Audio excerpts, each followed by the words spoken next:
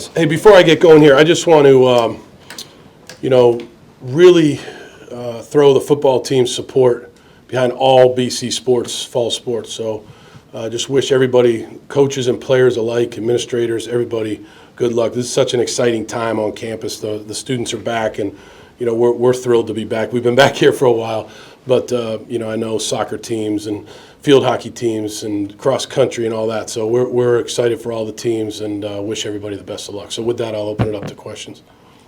First practice of game week. Would you like and not like? And why did you bring it inside tonight as well? I'm not going to get into why I brought it inside, but I did like the practice. I thought the energy was good, and I think these guys show up every day. I mean, practice is never perfect, so there wasn't much that I didn't like about practice. These guys really gave good effort today. How much do you feel the energy shift when game week finally arrived? Yeah, definitely. There's a little bit more excitement in the air. A little bit more of a second wind, and after 20 practices of training camp, and now they're getting ready for an opponent. So, yeah, there's definitely an excitement, and we just got to keep this energy throughout the week. The game's not till Monday, so we got a ways to go here. We're not playing on Saturday, so we got to do a good job of keeping the energy throughout the week. Do you feel like you've had enough time to shape this team as you want it now entering week one? We'll find out. I do. I feel like I've had enough time. Yeah, no, it's been good. These guys have worked hard, and we'll see what happens on Monday. We'll be there. We're excited about the opportunity. We know Florida State's a very good team, great coaching staff, great crowd. I've coached down there a number of times when I was at Georgia Tech, and so I know it's a tough place to play, but these guys are excited for the opportunity. Can't wait to get down there. What did you see from them on Saturday?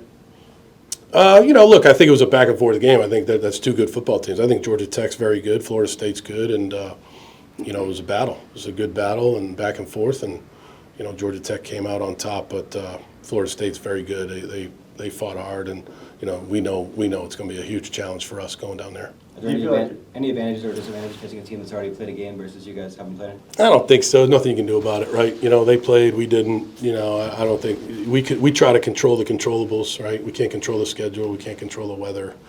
There's a lot of things we can't control, but there are things we can, and that's our own performance, our own knowledge of the opponent, our own assignments, our own coaching roles. Like, those are the things we can control, so that's what we'll try to do. Coach, you talked about Tommy being, letting Tommy be Tommy in the past.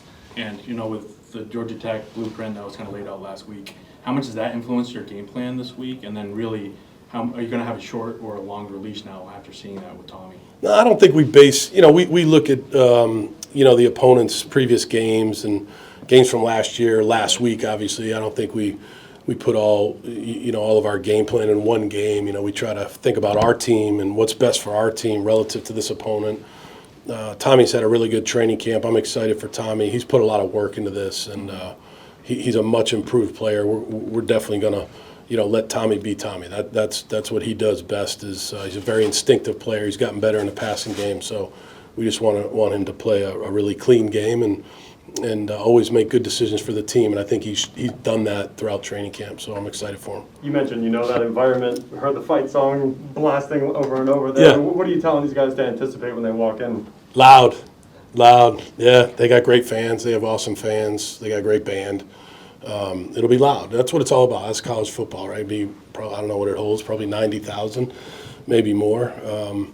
Like I said, they have a great fight song, great tradition. I can remember going down there in 1998 when I was at Georgia Tech, and we had an excellent team, and Coach Bowden, they had an excellent team, and it was like 38-35 shootout, and it was just an awesome college game. It's a great environment. They have great traditions down there, so our guys should be excited. That's what you sign up for when you come to a place like BC. You have great home stadium, then you get to go play at places like Florida State, Clemson, North Carolina, those places. So we're excited for it.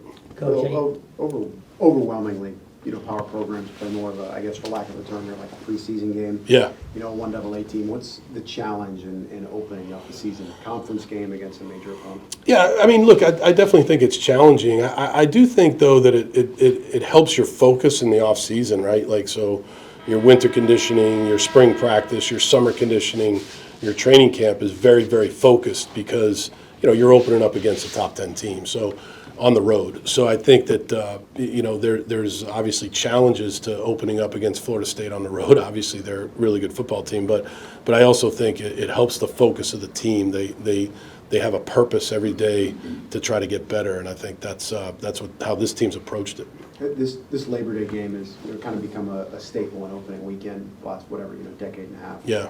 What kind of showcase do you feel this is for Boston College? I think it's awesome. I mean, I think it's a great opportunity for us to show what our school's about, what our program's about.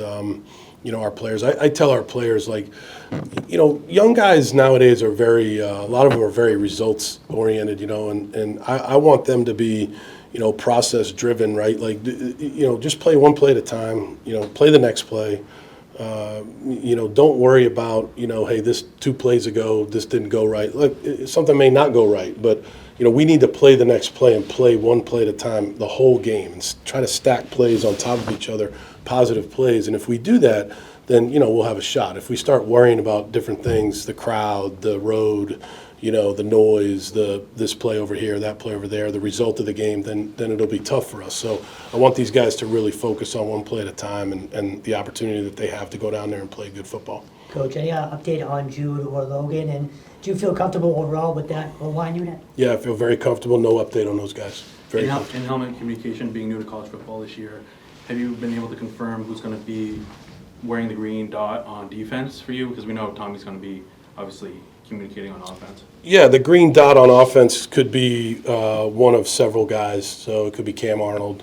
It could be KP Price. We haven't totally determined that. Both guys have been the signal caller during training camp and during spring practice. But, both guys have done a great job at that. I think we'll be fine when it comes to that. We have a lot of experience, too, with coach-to-player communication. So hopefully that shows up, that we understand how that all works from a coaching standpoint. So, we've done that a lot in the NFL. So hopefully it plays out pretty well in that regard. It seemed like DJ was throwing a lot of quick passes just to the outside. What do you see from him, and how can you defend him? I mean, he threw about 4 shots down the field. Yeah. He threw. That's part of that's their offense. They have a really good offense. They have an explosive offense. They have guys that I know personally, Malik Benson, Roydell Williams, great players that were at Alabama when I was there. I think they have 17 transfers, including DJ. DJ's, he's a hell of a player. I mean, he's somebody that I'm very familiar with from, when he was at Clemson, Oregon State. Just a great athlete, big guy, strong arm, very smart, comes from a great family, good teammate, got all the qualities you're looking for in a quarterback. So, like I said, it's a very challenging game for us, but I'm really proud of these guys and how far they've come, and we're all looking forward to to the opportunity in the game. And Joe Marinaro named a captain. What can you say about him? Yeah, we named or the team voted. The team voted, and it was. A pretty distinct vote on who the captains were. So, like you said, Joe Marinaro will be the special teams captain. He's a great guy. Comes from a BC family. His dad, Mike Marinaro, played here. Was a defensive lineman. Played with one of my best friends, Mike Pano. So, and I actually grew up with Mike Marinaro in Andover, Massachusetts. So, I go way back with the Marinaros.